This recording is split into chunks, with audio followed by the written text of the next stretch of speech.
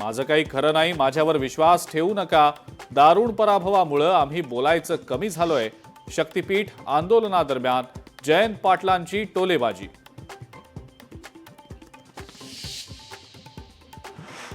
संतोष देशमुख हत्या प्रकरणातला फरार आरोपी कृष्णा आंधळेला नाशिकमध्ये पाहिल्याचा प्रत्यक्षदर्शींचा दावा.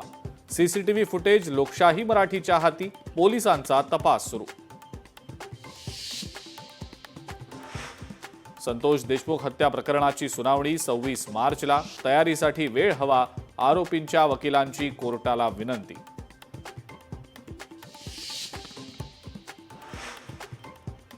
बीड जिल्ह्यात अपहरण करून युवकाला मारहाण केल्याचा व्हिडिओ व्हायरल.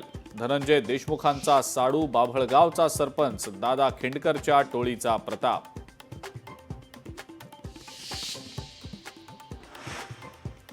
पंकजा मुंडे आणि सुरेश धसांचे एकमेकांवर आरोप प्रत्यारोप. पक्षश्रेष्ठींकडे धसांची तक्रार करणार, पंकजा मुंडे आक्रमक, तर पंकजा मुंडेंचीही वरिष्ठांकडे लेखी तक्रार करणार. धसांचा पलटवार.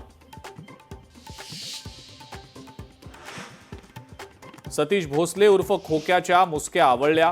प्रयागराजमधनं खोक्याला बेड्या ठोकल्या. बीड पोलीस अधीक्षकांनी दिली माहिती.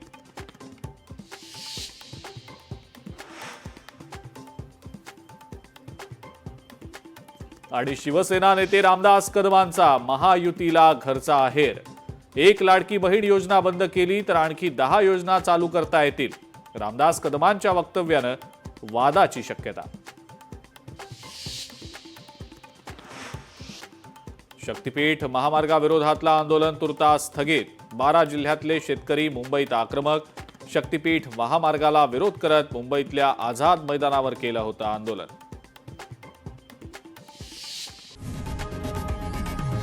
लोकशाही मराठी ऐका, पहा, जागरूक रहा.